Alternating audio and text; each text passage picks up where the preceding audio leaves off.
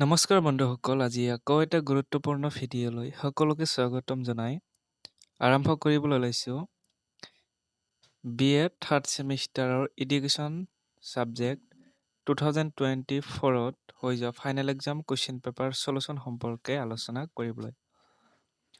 এইখন আপোনালোকে question paper চাব পাৰিছে 2024ৰ এডুকেশ্যনেল ছ'চিয়লজি ছাবজেক্টৰ কুৱেশ্যন পেপাৰ। আৰু এইখন কুৱেশ্যন পেপাৰ আমি সম্পূৰ্ণ চলুশ্যন কৰিম।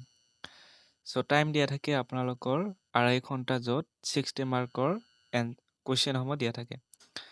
প্ৰথম কুৱেশ্যনলৈ আমি আগবাঢ়িছোঁ। Answer the following as direct. প্ৰথম 1 মাৰ্কৰ কুৱেশ্যনখিনি 8 মাৰ্কৰ দিয়া থাকিব।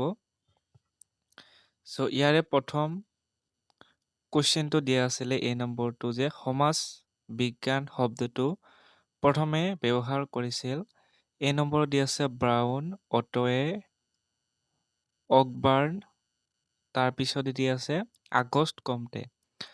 ইয়াৰে কাৰেক্ট এনচাৰটো হ'ব আগষ্ট কমতে।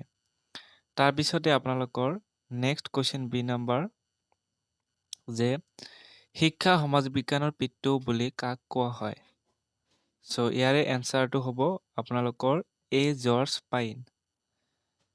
চি নম্বৰ নেক্সট দিয়া আছে যে আমি ভাৱ দেশৰ এটা গুৰুত্বপূৰ্ণ বৈশিষ্ট্য। আমি ভাৱ অনুভূতিৰ এটা গুৰুত্বপূৰ্ণ বৈশিষ্ট্য, অৰ্থাৎ খালী ঠাইত হ'ব অনুভূতি। নেক্সট ডি নম্বৰটো যে ইংৰাজী শব্দ কালচাৰ কোন ভাষাৰ পৰা আহিছে। এইটো আপোনালোকে নিশ্চয় জানে, লেটিন ভাষাৰ পৰা আহিছে। এই নম্বৰটো নেক্সট দিয়া আছে যে মাধ্যমিক গণসমূহৰ এটা উদাহৰণ দিয়া। ই নম্বৰ এনচাৰটো হ'ব ৰাজনৈতিক দল। মাধ্যমিক বা গণসমূহৰ এটা উদাহৰণ হ'ল ৰাজনৈতিক দল। নেক্সট এফ নম্বৰটো দিয়া আছে যে সামাজিক পৰিৱৰ্তন বুলিলে কি বুজা। সামাজিক পৰিৱৰ্তন বুলিলে সমাজৰ পৰিৱৰ্তন বুলিলে বুজায় সমাজৰ গঠন, আচৰণ বা সংস্কৃতিৰ ধাৰণাসমূহৰ সৈতে হোৱা গুৰুত্বপূৰ্ণ পৰিৱৰ্তন। তাৰপিছতে আমি নেক্সট কুৱেশ্যনলৈ আগবাঢ়িছোঁ, যি নম্বৰ যে অবস্তুগত সংস্কৃতিৰ এটা উদাহৰণ দিয়া। অবস্তুগত উদাহৰণ এটা হ'ল ভাষা। নেক্সট এইচ নম্বৰটো যে ছচিয়ছ শব্দটোৰ অৰ্থ লিখা। ছচিয়ছ শব্দটোৰ অৰ্থ হ'ল সহকৰ্মী। এইখিনি আছিলে আপোনালোকৰ 1 মাৰ্কৰ কুৱেশ্যনখিনি। এতিয়া আমি 2 মাৰ্কৰ কুৱেশ্যনলৈ আগবাঢ়িছোঁ। 2 মাৰ্কৰ কুৱেশ্যন প্ৰথমে দিয়া আছে তলৰ প্ৰশ্নসমূহৰ পৰা যিকোনো 6টা উত্তৰ লিখা। মই গোটেইখিনি দি দিম। প্ৰথম কুৱেশ্যনটো দিয়া আছিলে যে সামাজিকৰণৰ মাধ্যমসমূহ কি কি। এই নম্বৰত দি আছিলে সামাজিকৰণৰ মাধ্যমসমূহ কি কি। ইয়াৰে এনচাৰটো হ'ব যে সামাজিকৰণৰ মাধ্যমসমূহ হ'ল পৰিয়াল, বন্ধু, এই দুটা লিখিলেও হ'ব, যিহেতু 2 মাৰ্কছ আছে। নেক্সট সামাজিক সমূহ বুলিলে কি বুজা। সামাজিক সমূহ বুলিলে এটা গোট য'ত মানুহে পৰম্পৰে যোগাযোগ কৰে আৰু একে চিনাক্ততা থাকে। তাৰপিছতে নেক্সট চি নম্বৰ বস্তুগত সংস্কৃতি বুলিলে কি বুজা। বস্তুগত সংস্কৃতি মানে হৈছে সমাজে সৃষ্টি বা সমাজৰ সৃষ্ট বস্তুবল, যেনে ঘৰ, সঁজুলি ইত্যাদি। তাৰপিছতে 2 নম্বৰটো দিয়া আছে সামাজিক পৰিৱৰ্তনৰ যিকোনো 2টা বৈশিষ্ট্য উল্লেখ কৰা। সামাজিক পৰিৱৰ্তনৰ যিকোনো 2টা বৈশিষ্ট্য হ'ল ই এক অৱৰিত প্ৰক্ৰিয়া। ঠিক আছে, এইটো হ'ব এই নম্বৰ লিখিব যে ই এক অৱৰিত প্ৰক্ৰিয়া। তাৰপিছতে 2 নম্বৰ লিখিব ই ধীৰে বা লাহে লাহে স্তৰিতভাৱে হ'ব পাৰে।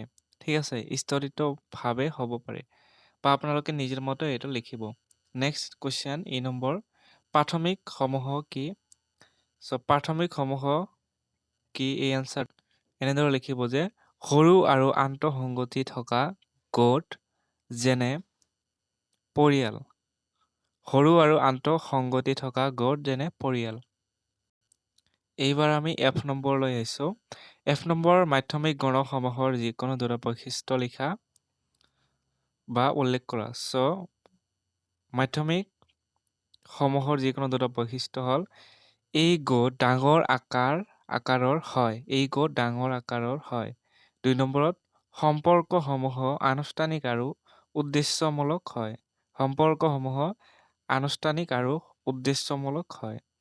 ঠিক আছে, নেক্সট দিয়া আছে যি নম্বৰ যে ভিৰ বা জুম বুলিলে কি বুজা?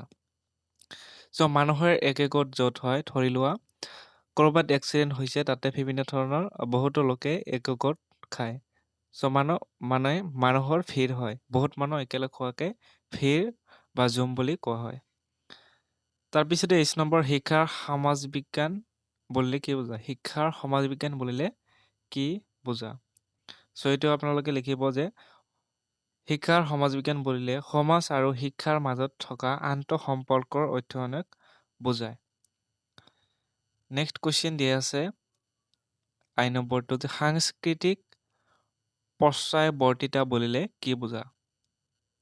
চ' ইয়াৰে এনচাৰটো আপোনালোকে লিখিব যে সাংস্কৃতিক পশ্চায়তা মানে সমাজৰ শৈক্ষিক উন্নতি যেনে প্ৰযুক্তি, যান্ত্ৰিক উপকৰণ, বিজ্ঞান দ্ৰুতগতিত আগবাঢ়ে, কিন্তু অশৈক্ষিক সংস্কৃতি যেনে মানসিকতা, নীতি, নৈতিকতা, সামাজিক প্ৰথা তাত মিল খাই ধীৰে ধীৰে আগবাঢ়ে। এই গতি অসামঞ্জস্য সংস্কৃতি পশ্চায়তিতা কয়। ঠিক আছে। তাৰপিছতে উদাহৰণ দিয়া আছে নতুন মোবাইল ফোন বা ইণ্টাৰনেটৰ প্ৰযুক্তি অহাৰ পাছত মানুহে তাত অভ্যস্ত হ'বলৈ সময় লয়। তাৰপিছতে যে নম্বৰ সামাজিক পাৰস্পৰিকতা বুলিলে কি বুজা? চ' এইটো সামাজিক পাৰস্পৰিকতা মানে দুজন বা ততোধিক মানুহৰ মাজত ভাৱ বিনিময়, আচৰণ বিনিময় আৰু প্ৰতিক্ৰিয়াৰ প্ৰক্ৰিয়া। ইয়াৰ দ্বাৰা মানুহে একে আনৰ যুক্ত হয় আৰু সমাজ গঠন হয়। উদাহৰণ কথোপকথন, হাত মিলোৱা, একেলগে কাম কৰা, বিদ্যালয়ত শিক্ষক ছাত্ৰৰ আলোচনা। চ' এতিয়া আমি ৩ নম্বৰ কুৱেশ্যনলৈ আগবাঢ়িছোঁ। ৩ নম্বৰটো দি আছে তলত দিয়াসমূহৰ যিকোনো চাৰিটাৰ ওপৰত চমুটকা লিখা। শিক্ষা আৰু সমাজ বিজ্ঞানৰ মাজৰ সম্পৰ্ক। চ' এইটো আপোনালোকে লিখিব এনেধৰণে যে মূল সম্পৰ্কসমূহ সমাজ গঠনত শিক্ষা সহায়ক। শিক্ষা সমাজৰ সাংস্কৃতিক মূল্যবোধ, নীতি, নৈতিকতা, আচৰণ পদ্ধতি সংৰক্ষণ আৰু প্ৰজন্মান্তৰে প্ৰেৰণ কৰে। ২ নম্বৰ লিখিব পাৰে সমাজৰ প্ৰয়োজন অনুসৰি শিক্ষা বিকশিত হয়। সমাজৰ অৰ্থনীতি, ৰাজনীতি, সংস্কৃতি আদি অনুসৰি শিক্ষা ব্যৱস্থাৰ ধাৰা সলনি হয়। তাৰপিছতে নেক্সট দিয়া আছে শিক্ষা সমাজ বিজ্ঞানৰ প্ৰয়োজনীয়তা। চ' আপোনালোকে এনেধৰণে লিখিব যে শিক্ষা সমাজ বিজ্ঞানৰ প্ৰয়োজনীয়তাৰ কাৰণসমূহ হ'ল শিক্ষা আৰু সমাজৰ মাজত সম্পৰ্ক বুজিবলৈ সহায় কৰে। শিক্ষা ব্যৱস্থাৰ সমস্যা চিনাক্ত কৰি সমাধানৰ পথ দেখুৱায়। শিক্ষাৰ মাধ্যমেৰে সামাজিক উন্নয়ন ঘটায়। শিক্ষা নীতি আৰু পৰিকল্পনা সমাজৰ প্ৰয়োজন অনুযায়ী গঢ়িবলৈ সহায় কৰে। নেক্সট চি নম্বৰটো দিছে সামাজিক পৰিৱৰ্তনৰ কাৰকসমূহ। চ' এইটো আপোনালোকে লিখিব সামাজিক পৰিৱৰ্তনৰ কাৰকসমূহ ১ নম্বৰত প্ৰযুক্তিগত উন্নতি, নতুন আৱিষ্কাৰ আৰু বিজ্ঞানৰ প্ৰগতি, আৰ্থিক পৰিৱৰ্তন, উদ্যম বাণিজ্য আৰু কাম কাজৰ ধৰণৰ পৰিৱৰ্তন। শিক্ষা মানুহৰ চিন্তা ধাৰা আৰু জীৱন পদ্ধতি উন্নত কৰে। আইন আৰু নীতি, নতুন নিয়ম আৰু লাইন সমাজক আগবঢ়ায়। চ' বাকীখিনি আপোনালোকে নিজে লিখি ল'ব। নেক্সট কুৱেশ্যন দিয়া আছে সামাজিকৰণ প্ৰক্ৰিয়াত পৰিয়ালৰ ভূমিকা। চ' সামাজিকৰণৰ প্ৰক্ৰিয়াত পৰিয়ালৰ ভূমিকাসমূহ হ'ল শিশুক ভাষা, আচৰণ, নীতি, নৈতিকতা শিকায়। ২ নম্বৰ মূল্যবোধ আৰু ধৰ্মীয় বিশ্বাস গঢ়ি তোলে। ৩ নম্বৰ সমাজত কিদৰে আচৰণ কৰিব লাগে সেয়া শিকায়। ভাল বেয়া চিনাক্ত কৰাৰ বোধ জন্মায়। নেক্সট ই নম্বৰ সামাজিক সমূহ আৰু ভিৰ জুমৰ মাজৰ পাৰ্থক্যসমূহ। চ' সামাজিক সমূহ আৰু ভিৰৰ পাৰ্থক্য সামাজিক সমূহ একে উদ্দেশ্যৰে সংগঠিত মানুহৰ গোট যেনে পৰিয়াল, বন্ধু গোট। ভিৰ আকস্মিকভাৱে এক ঠাইত জমা হোৱা মানুহৰ গোট যেনে মেলা, ৰেল ষ্টেচনৰ ভিৰ ইত্যাদি। তাৰপিছতে মূল পাৰ্থক্যসমূহ স্থায়ী আৰু নিয়মিত সম্পৰ্ক থাকে। ভিৰ সামূহিক আৰু অনিয়মিত সম্পৰ্ক। তাৰপিছতে F নম্বৰ প্ৰাথমিকসমূহৰ গুৰুত্ব। G নম্বৰ সামাজিকৰণৰ প্ৰক্ৰিয়াসমূহ। H নম্বৰ শিক্ষা আৰু সংস্কৃতিৰ মাজৰ সম্পৰ্ক। চ' প্ৰাথমিকসমূহৰ গুৰুত্ব মানুহৰ ব্যক্তিত্ব গঢ়ি তোলে, নীতি, নৈতিকতা আৰু মূল্যবোধ শিক্ষা দিয়ে। ভালপোৱা সহযোগিতা আৰু সহানুভূতিৰ বোধ জন্মায়। সামাজিক জীৱনৰ ভিত্তি স্থাপন কৰে। তাৰপিছতে নেক্সট সামাজিকৰণৰ প্ৰক্ৰিয়াসমূহ সামাজিকৰণ আৰু পৰিয়াল আৰু আত্মীয় মিত্ৰৰ পৰা। তাৰপিছত আছে বিদ্যালয়, সামাজিকৰণ, শিক্ষক, সহপাঠীৰ পৰা শিক্ষা ইত্যাদি। নেক্সট দিয়া আছিলে শিক্ষা আৰু সংস্কৃতিৰ মাজৰ পাৰ্থক্য। শিক্ষা সংস্কৃতিৰ জ্ঞান, বিশ্বাস আৰু মূল্যবোধ প্ৰজন্মান্তৰে প্ৰেৰণ কৰে। সংস্কৃতি শিক্ষাৰ বিষয়বস্তু নিৰ্ধাৰণ কৰে। চ' এতিয়া আমি 4 নম্বৰ কুৱেশ্যনলৈ আহিছোঁ। ইয়াৰে যিকোনো দুটা লিখিব লাগে, কিন্তু মই গোটেইখিনি দি দিম, আপোনালোকে যিবিলাক সহজ পায় সেইবোৰ লিখিব। এই নম্বৰ দিয়া আছিলে যে সমাজ বিজ্ঞানৰ ধাৰণাৰ সংজ্ঞা দিয়া, সমাজ বিজ্ঞানৰ বিভিন্ন পদ্ধতিসমূহৰ বিষয়ে আলোচনা কৰা। চ' আপোনালোকে ইয়াৰে এনচাৰটো এনেকুৱা ধৰণে লিখিব যে সমাজ বিজ্ঞান হৈছে সামাজিক সম্পৰ্ক আৰু দলগত মানুহৰ আচৰণে বৈজ্ঞানিক অধ্যয়ন। আমি সমাজ কেনেদৰে কাম কৰে আৰু মানুহ একে অন্যৰ সৈতে কেনেদৰে আচৰণ কৰে সেয়া বুজিবলৈ সহায় কৰে। চ' নেক্সট দিয়া আছে, এইখিনি আপোনালোকে নিজে লিখি ল'ব।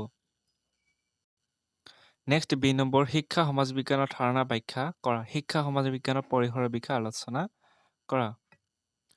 চ' ইয়াৰে এনচাৰটো শিক্ষা সমাজ বিজ্ঞান হৈছে শিক্ষা আৰু সমাজ একে আনক কেনেদৰে প্ৰভাৱিত কৰে তাৰ অধ্যয়ন। ই শিক্ষাই ব্যক্তিৰ সামাজিক বিকাশত কেনেকুৱা ভূমিকা লয় আৰু সমাজে শিক্ষাক কেনেকুৱা আকাৰ দিয়ে সেয়া বুজায়। বাকীখিনি ইয়াতে দি দিছোঁ, পৰিসৰ এইখিনি লিখি ল'ব। নেক্সট সামাজিক পৰিৱৰ্তন এখন আহিলা হিচাপে শিক্ষাৰ ভূমিকা ব্যাখ্যা কৰা। চ' ইয়াৰে এনচাৰটো এইখিনি আপোনালোকে লিখি ল'ব। নেক্সট দিয়া আছে সংস্কৃতি বুলিলে কি বুজায়। সংস্কৃতিৰ কাৰ্যসমূহৰ বিষয়ে বৃহৎ বিৱৰণ দিয়া। চ' এইখিনি লিখিব যে সংস্কৃতি বুলি কোৱা অৰ্থ হৈছে এটা সমাজৰ জীৱন যাপন পদ্ধতি, বিশ্বাস, পৰম্পৰা, শিল্প, ভাষা আৰু আচাৰ অনুষ্ঠান। এইখিনি লিখি ল'ব। চ' লাষ্ট কুৱেশ্যনটো দিয়া আছিলে সামাজিকৰণ বুলিলে কি বুজা, সামাজিকৰণৰ প্ৰকৃতিৰ বিষয়ে আলোচনা কৰা। চ' এইখিনি আপোনালোকৰ এনচাৰ যে সামাজিকৰণ হ'ল এটা প্ৰক্ৰিয়া যাৰ মাধ্যমে এজন ব্যক্তি এটা নিৰ্দিষ্ট সমাজৰ নিয়ম, মূল্যবোধ, বিশ্বাস, আচৰণ আৰু সংস্কৃতি শিকিবলৈ আৰম্ভ কৰে। চ' এনেধৰণে আপোনালোকে লিখি ল'ব। চ' ভিডিঅ'টো ভাল লাগিলে শ্বেয়াৰ কৰিব, লাইক কৰিব আৰু চেনেলটো ছাবস্ক্ৰাইব কৰি ল'ব।